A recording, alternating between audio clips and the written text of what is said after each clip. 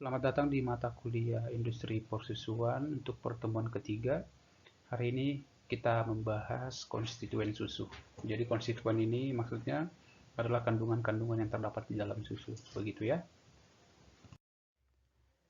Di sini hasil studi mengatakan bahwa hewan yang pertama sekali yang dilakukan pemerahan ya. Jadi hewan yang pertama sekali diambil susunya untuk dikonsumsi manusia itu di sini dikatakan kemungkinan. Cuma hasil studi menunjukkan bahwa uh, domba lah hewan pertama yang merupakan komoditas ternak yang diambil susunya untuk konsumsi manusia. Kemudian diikuti oleh sapi perah. Ini sekitar 80.000 tahun yang lalu katanya. Jadi informasi ini sudah informasi tentang sapi ternak yang dijadikan penghasil susu untuk dikonsumsi manusia itu kurang lebih pertama kali terjadi pada 80.000 tahun yang lalu. Oke, kita lanjutkan ke slide berikut.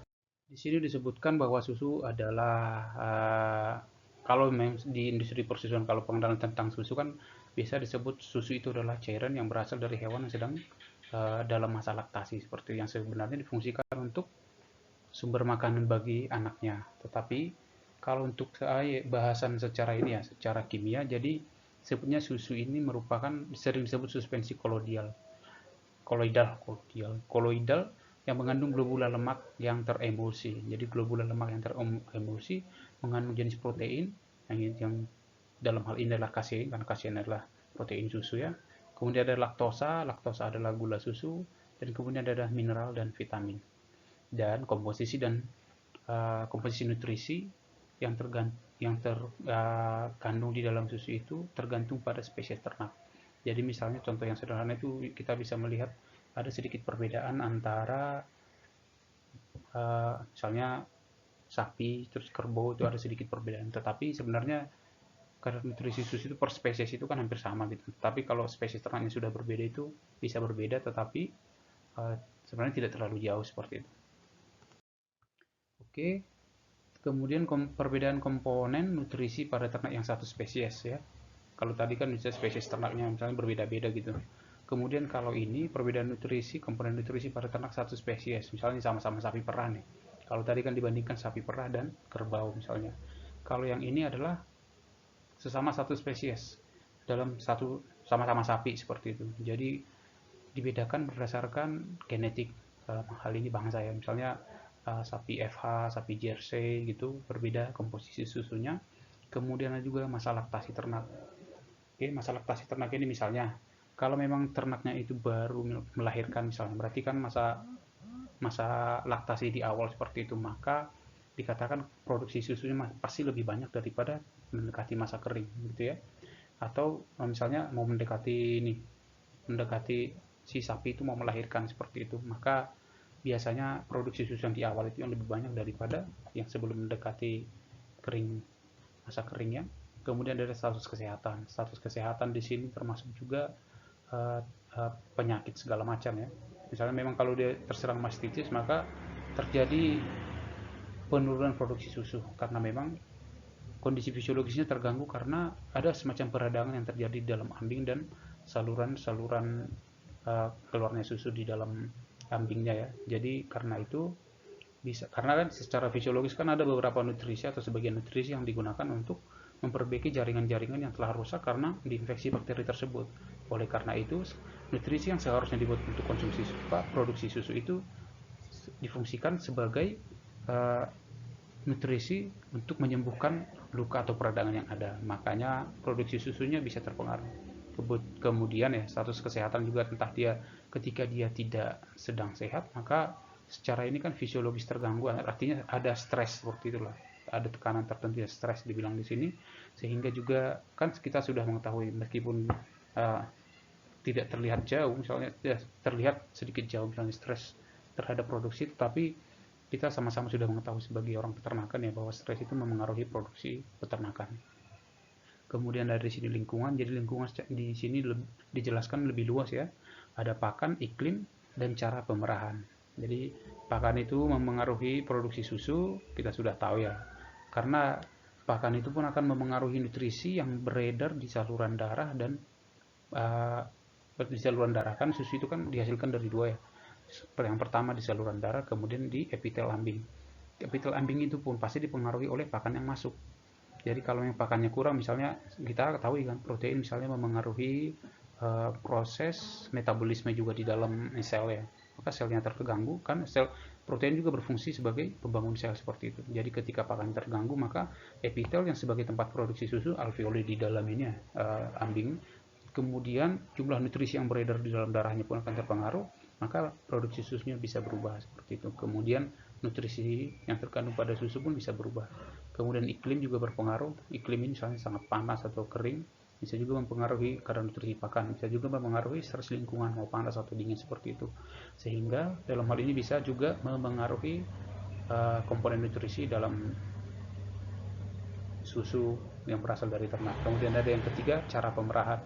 Cara pemerahan yang benar itu seperti misalnya ada memberikan semacam rangsangan ya, supaya hormon oksitosinnya bisa keluar setelah seperlakuan di awal itu, bisa merangsang si ambing untuk atau si ternaknya itu supaya lebih tenang sehingga bisa memproduksi susu dalam jumlah yang baik seperti itu. Kemudian di sini kita lihat ya, ada ini sedikit perbedaan ya untuk beberapa jenis ternak itu komponen nutrisinya bagaimana. Ini bahkan untuk yang manusia ya, ASI misalnya. Jadi kalau ASI itu ternyata total solidnya zat padat yang padat ya, 12,2, sapi 12,7, kambing 12,3, domba 19,3, babi 18. Jadi ini semua kita bisa lihat ya, ada sedikit perubahan. Sampai yang paling tingginya apa ini? Grey seal, anjing laut ya. Itu bisa sampai 67,7%. Ini berarti yang paling luar biasa ini. Biasanya kan kalau si sapi di sini dibilang 12,7, cuman biasanya rata-ratanya disebut kadar air. Oh ya, kalau nggak salah 87 itu air ya. Artinya harusnya sekitar 13% itu kalau susu sapi itu adalah padatan. Kemudian lemaknya juga berbeda-beda, proteinnya juga, laktosa dan abunya. Abunya itu masuk mineral di sana ya. Kemudian di sini bisa kita lihat nih, protein yang terkandung di ASI itu 7%, 1%. Kemudian yang di susu sapi itu bisa sekitar 3,4%. Itu. Kemudian yang di kambing itu sekitar 2,9 dan domba 4,5. Ini berbeda-beda ya tergantung spesiesnya. Tetapi nanti meskipun ini yang dibilang itu, meskipun tadi kan kita sudah bilang di sapi itu misalnya bangsa ternaknya berbeda, komposisi nutrisi yang disusu juga bisa berbeda. Tetapi ini sudah dibuat semacam ini rata-rata. Jadi kalau seluruh jenis sapi apapun biasanya memang kadar airnya sekitar 87% dan total solidnya atau zat padatnya sekitar 12,7 atau 13% seperti itu. Makanya ini dibuat sebagai semacam ini ya, ketentuan berdasarkan pengamatan si ini After Fox dan Mixway ini. Meskipun 98 atau 98, tetapi kan fisiologi sapi kan sebenarnya tidak terlalu berubah ya dari yang dulu sampai sekarang. Jadi tentu hal ini masih berlaku untuk sekarang. Oke, kemudian di sini katanya perbedaan komposisi nutrisi susu berdasarkan bangsa ternak. Oke, nah sini proteinnya kan berbeda-beda juga. Tapi kenapa di slide yang sebelumnya itu dikatakan bahwa protein susu sapi itu sekitar 3,7, tetapi di sini berbeda-beda. Ada yang 3,7, ada yang 3,3, ada 3,2. Tapi ini dikategorikan semacam sama lah ya. Dari rata-rataan sebenarnya tentukan protein sapi itu sekitar 3,7 begitu. Oke, kemudian ada yang disebut kolostrum. Jadi kolostrum itu adalah susu yang dihasilkan pada awal partus dengan protein yang lebih tinggi, terutama serum protein. Oke, jadi misalnya seekor ternak sapi perah atau kambing perah, dia baru beranak, maka susu yang dihasilkan pertama itu disebut susu kolostrum. Jadi susu itu kandungan proteinnya lebih tinggi daripada misalnya kita anggap saja semacam 3 hari pertama ya, atau seminggu pertama lah kita sebut. Tapi biasanya paling banyak itu 3 hari pertama. Dia mengandung banyak serum protein, dan di serum protein inilah yang mengandung imunoglobulin. Imunoglobulin adalah nutrisi yang dibutuhkan si anak ya, anak sapi, anak manusia sama aja sebenarnya. Jadi ada imunoglobulin namanya yang memang merangsang kekebalan si tubuh ternaknya. Jadi imunoglobulin ini penting, makanya yang pertama-pertama misalnya baru melahirkan, sapi itu biasanya tidak diperah karena tinggi imunoglobulinnya, karena serum tinggi ya, kolostrum ini, supaya diberikan kepada ternaknya untuk merangsang kekebalan si ternak tersebut. Kemudian status kesehatan pada komponen nutrisi susu. Jadi sudah jelas ya, kalau status kesehatan sudah itu berpengaruh terhadap produksi susu seperti yang kita jelaskan tadi. Bisa saja dia kekurangan nutrisi, bisa saja dia terserang mastitis, bisa saja dia terserang penyakit tertentu begitu. Selain itu status kesehatan ya dalam hal ini sudah ya, sekarang estrus sama bunting gitu loh. Kalau mastitis sudah tadi ya, mastitis. Kemudian kalau estrus misalnya, ternyata estrus sama bunting itu pun bisa memengaruhi produksi susu. Misalnya kalau dia pas estrus ternyata ada perubahan hormon di dalam tubuhnya, sehingga nutrisi-nutrisi pun yang di susunya itu akan berubah juga seperti itu. Karena tidak bisa dipungkir ya, pengaruh hormon sama ini, pengaruh hormon di dalam tubuh kan bisa sangat berpengaruh terhadap proses reproduksi yang ada di dalam, termasuk menghasilkan susu. Kemudian bunting juga, setelah bunting pada yang saya bilang sebelumnya, semakin makan mendekati masa partus itu biasanya produksi susunya semakin sedikit seperti itu.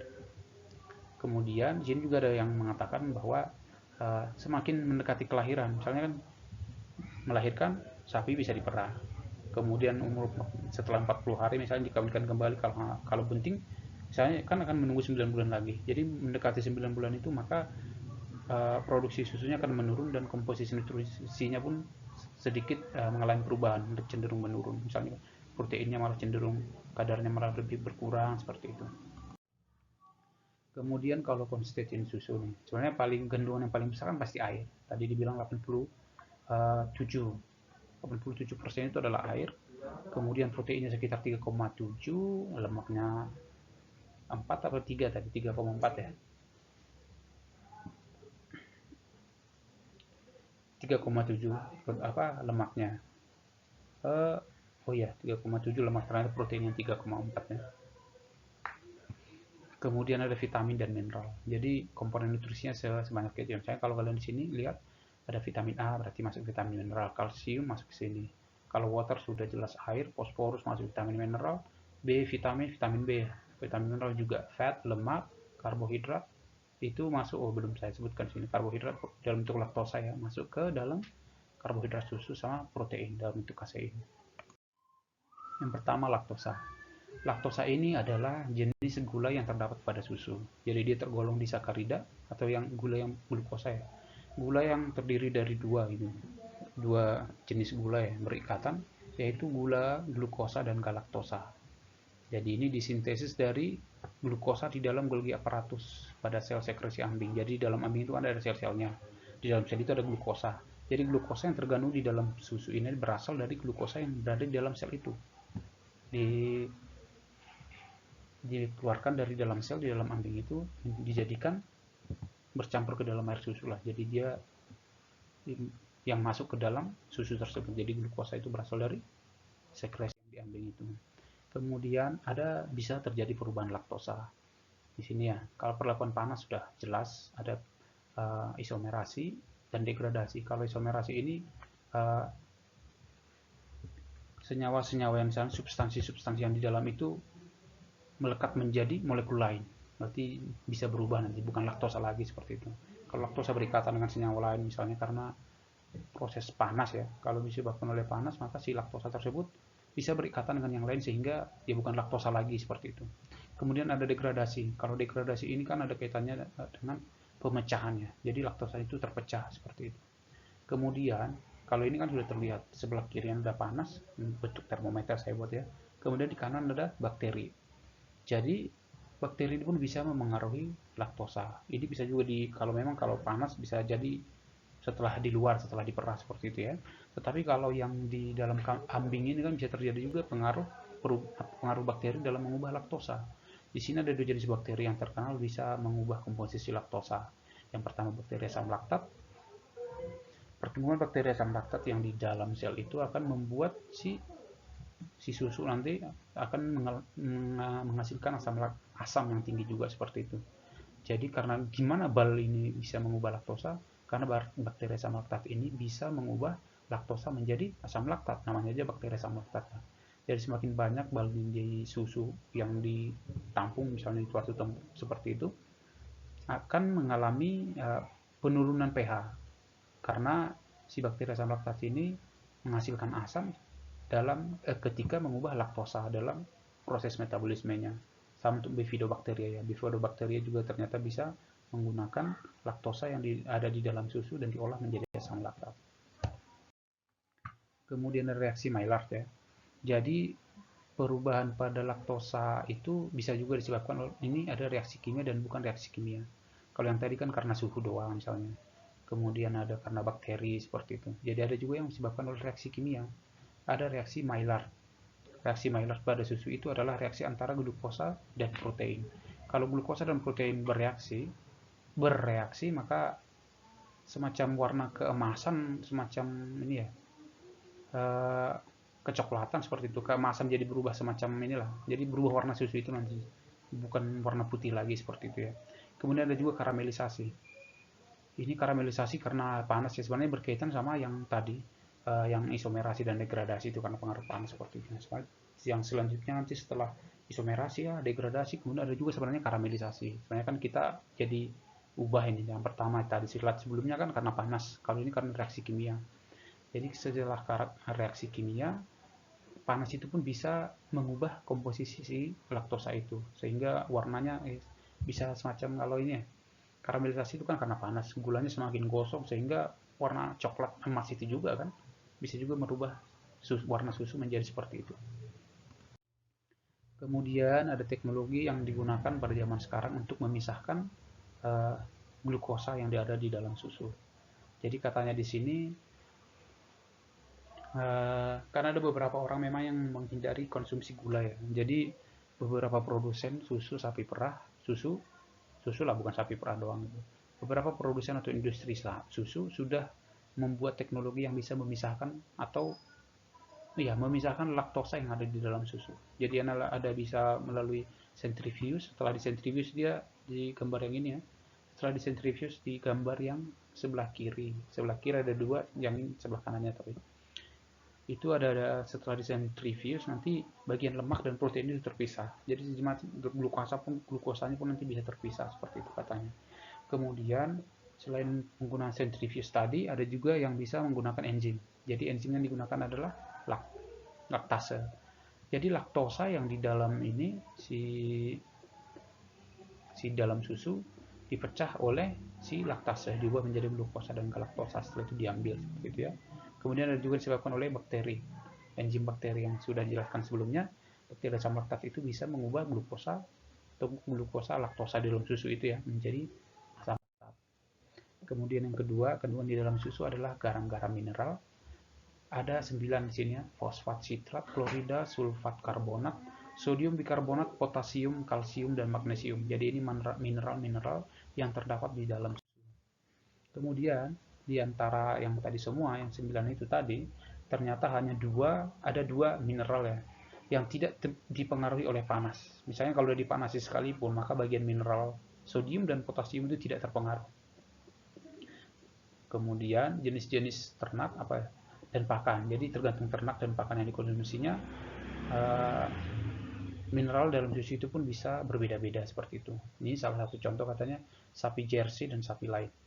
Jadi katanya kalau di sapi Jersey itu kalsium dan fosfornya relatif lebih tinggi daripada kalsium dan fosfor yang ada di sapi lain atau susu yang dihasilkan oleh sapi lain.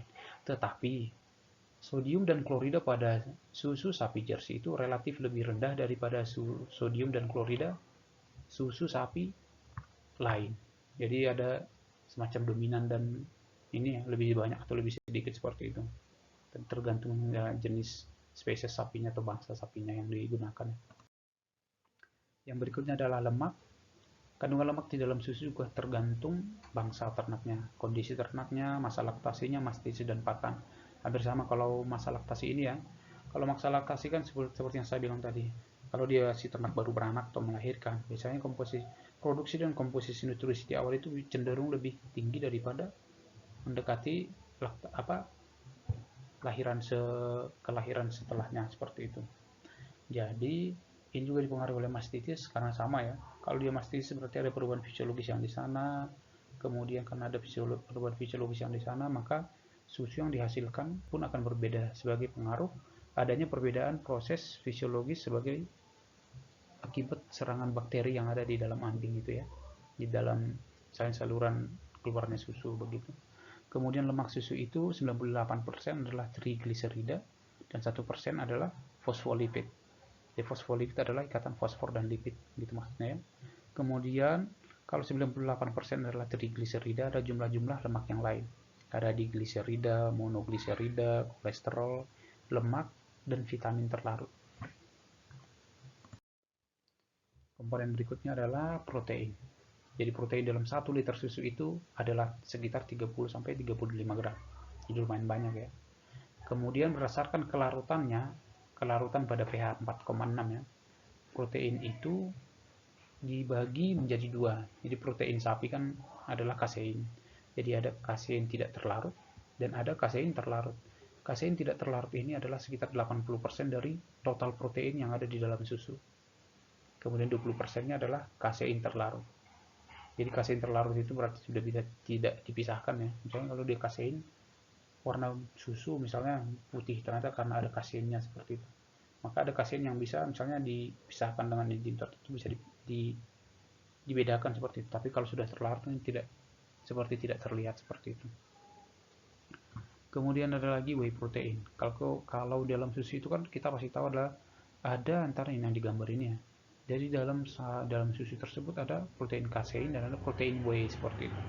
Jadi kalau protein yang pertama tadi yang paling banyak itu ini ya, 30-35 gram, ternyata adalah kasein tidak terlarut. Jadi yang pertama kasein gitu. Kemudian yang whey. Jadi whey itu komponen kecil dalam susu ya. Whey protein itu komponen protein susu juga, tapi yang paling banyak adalah kaseinnya. Makanya disebut kalau kita bicara kasein susu itu apa? Protein susu itu apa? Kita selalu menjawabnya adalah kasein. Jadi whey protein itu mengandung 5 ini. Yang pertama adalah beta-lactoglobulin, yang kedua adalah alfa-lactalbumin, yang ketiga adalah blood serum albumin atau serum albumin darah ya. Yang keempat adalah immunoglobulin dan yang kelima adalah protease pepton. Jadi pepton ini salah satu protein yang ini juga ya, penting untuk perkembangan mikrobiologi, soalnya dia merupakan jenis protein yang bisa dimanfaatkan oleh mikroba dengan sangat baik seperti itu. Kemudian di gambarnya ini ada titik merah besar dan kecil ya. Berarti di whey protein ini adalah komponen yang paling banyak itu adalah lactoglobulin. Makanya saya buat tanda besar sini ya. Jadi itu dihasilkan dari kelenjar mamai. Kelenjar mamai gland, kelenjar mamai. Kemudian jumlah yang kedua paling banyak dari whey protein ini adalah lactalbumin, alfa-lactalbumin. Itu juga dihasilkan oleh kelenjar mamai dan yang ke bawah ini dihasilkan dari darah. Seperti yang saya jelaskan sebelumnya ya. Pembuatan susu itu ada dua jenis, satu diproduksi di dalam sel, jadi sel yang di dalam ambingnya itu menghasilkan komponen ini. Yang kedua dari darah, ketika darah melalui ambing, maka komponen-komponen nutrisi itu nanti akan melewati sel-sel sehingga bergabung di dalam alveoli yang di dalam ambing tersebut supaya diturunkan nanti setelah bercampur di sana kan baru itu ya yang disebut dengan susu. Kemudian kasein tadi udah ya, tetapi kita ulang lagi, ternyata kasein itu merupakan 80% dari total protein. Sudah tadi ya yang awal kasein tidak terlarut tepatnya itu yang 80%. Dan ada 4 jenis kasein yang ada dalam susu. Alpha 1 kasein, alpha S1 kasein, alpha S2 kasein, dan beta kasein dan K kasein. Ini jenis-jenis kaseinnya ya. Kemudian ada juga enzim pada susu.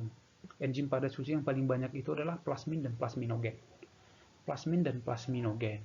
Ini yang saya tunjuk dibuat saya itu arahnya adalah plasmin. Jadi plasmin ini yang paling berpengaruh dalam proses pembuatan keju ya. Jadi plasmin ini katanya mempercepat waktu koagulasi protein oleh enzim Rennet.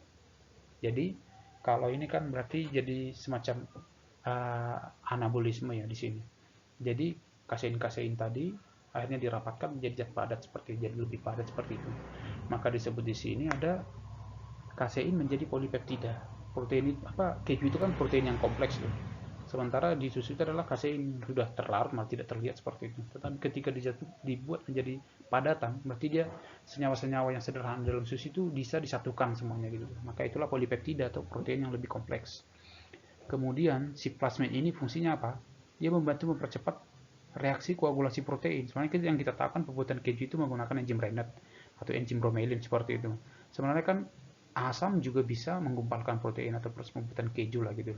Tetapi enzim yang ada di dalam susu itu juga ternyata bisa membantu proses pembuatan keju atau menggumpalkan protein. Sebenarnya proses ini dilakukan oleh enzim Rennet, tetapi si plasmid ini bisa membantu proses penggumpalan protein tersebut. Oke, jadi kasein-kasein di dalam susu itu dikumpulkan, dipadatkan menjadi polipeptida. Kasein itu protein sederhana dan polipeptida berarti protein yang lebih kompleks. Disatukan semua ya, makanya menjadi padatan. Jadi bentuknya keju ya. Oke, kemudian sebenarnya ada juga beberapa enzim yang lain di sana.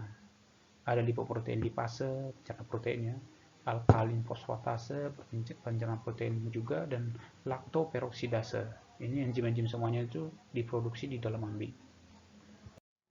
Kemudian kita masuk ke pH susu. Kalau pH susu ini sekitar 6,6 sampai 6,7, masih netral ya. Soalnya kalau dibilang 6,6, kalau kita kan setahu kita, kalau netral itu disebutnya seharusnya 7 seperti itu. Tetapi pH susu yang bisa dikategorikan normal. Jadi kalau kita menemukan 6,6 sampai 6,7 atau 7 sekalipun, sebenarnya pH itu masih normal untuk susu. Begitu.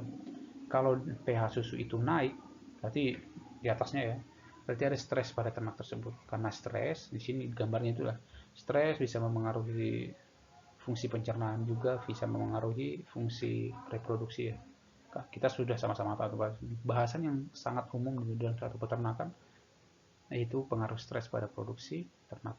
Kemudian ada juga bisa juga terjadi penurunan pH. Kalau di penurunan pH sama seperti yang tadi ya. Bakteri-bakteri yang ada di dalam susu bisa mengonsumsi jenis gula-gula tertentu yang ada di dalam susu dengan sisa metabolismenya berupa asam laktat, asam organik lainnya bisa jadi. Jadi ketika asam organik yang dihasilkan oleh bakteri itu sudah semakin banyak, dalam artian bakterinya semakin banyak di dalam susu tersebut, maka jumlah karbohidrat atau laktosa atau gula tertentu yang ada di dalam susu itu lebih banyak yang dikonversi menjadi asam laktat. Semakin banyak asam laktatnya, maka pH-nya semakin rendah. Karena pH semakin rendah itu adalah pH yang lebih asam seperti itu. Maka kalau pH-nya turun, maka diindikasikan ada akumulasi bakteri di dalam susu. Ini kemudian saya ingin menjelaskan sedikit mengenai milk separator. Kalau milk separator ini mungkin hampir mirip dengan yang tadi ya. Jadi kalau kalian bilang misalnya ada istilah es krim, kemudian ada susu skim, sebenarnya kan es krim kan dari susu gitu. Kemudian susu skim ada juga. Jadi sebenarnya itu tetap dari susu. Ternyata tapi kan kita sudah membahas tadi bahwa susu itu komponen protein dan lemaknya itu hampir samaan lah ya. Selain air, kalau air kan bukan termasuk komponen ini memang cuman kalau di luar air lah kita bilang, karena air kan paling banyak di sana sekitar 87%. Kemudian kalau di sini bagian protein dan lemaknya. Jadi proteinnya itu bisa dipisahkan dari lemak. Dari susu misalnya setelah susu bisa kita pisahkan. Ini nanti setelah keluar ya. Ini separator namanya. Jadi setelah melewati separator, susu itu bisa dipisahkan antara krim dan skim. Krim itu adalah lemak, berarti komponen lemak yang paling banyak. Bukan ini mustahil bersih ya. Misalnya lemak krim, lemak semua, skim protein semua, tapi pada dasarnya memang itu, meskipun komposisinya mungkin mustahil itu sama-sama free lemak atau free protein gitu, tapi intinya ketika itu disebut krim, maka disitu adalah susu dengan lemaknya. Lemak susu itu dipisahkan ke sana, kemudian yang skim yang proteinnya gitu. Makanya skim dan krim itu bedanya. Di sini juga ini juga bisa dipisahkan melalui separator ya. Kalau ini rotating juga katanya, centrifuge berarti. Kalau krim menjadi di atas dan milk bagian proteinnya di bawah. Karena air sama minyak. Kalau air kan biasanya selalu di atas karena minyak itu lebih ringan ya, PJ-nya lebih ringan daripada air. Oke, kita lanjutkan. Kemudian ada beberapa informasi tentang susu ya. Yang pertama sifat creaming. Kalau creaming ini kan berarti ya krim gitu loh. Kalau krim tadi kan dari lemak susu ya. Jadi kalau untuk krim berarti yang kita fokuskan pengolahan yang berasal dari si lemak susu tersebut. Kemudian ternyata yang kedua ya, kualitas keju sangat dipengaruhi oleh kualitas susu, sudah sangat jelas. Berarti kualitas keju, kalau keju kan lebih ke protein. Kalau protein ini merupakan dasar pembuatan keju, maka sangat jelas bahwa kualitas keju alias protein kualitas keju itu sangat dipengaruhi oleh kualitas susu. maka kualitas susunya dalam hal ini misalnya kalau proteinnya lebih banyak ya jelas komponen proteinnya juga ya jelas keju yang akan dihasilkan lebih baik seperti itu. Kemudian ada aktivitas proteolisis lebih tinggi dari susu pada late lactation atau laktasi udah mendekati akhir laktasi seperti itu. Aktivitas proteolisis ya, pemecahan protein. Kemudian yang keempat, kualitas dan komposisi susu dipengaruhi oleh frekuensi pemerahan. Oke. Jadi maksudnya di sini dalam sapi perah misalnya, kalau misalnya sapi perah ini diperah 2 kali sehari atau 3 kali sehari, maka komposisi susunya pun akan berubah seperti itu. Mungkin ada proses fisiologis yang dipacu ya, misalnya kalau diperah dalam 3 hari, rangsangan yang ada saat pemerahan itu mungkin sedikit merubah proses fisiologis yang di dalam sehingga laju pembuatan susu di dalam ambing itu berubah yang berakibat kepada perubahan komposisi susu juga. Oke, kemudian yang nih ya terakhir sebelum penutupan ya. Jadi ada jenis bakteri ini juga yang berbahaya, bukan berbahaya saya bilang di sini. Bisa berbahaya, maksud saya besar pengaruhnya terhadap susu. Yang pertama jenis bakteri Bacillus.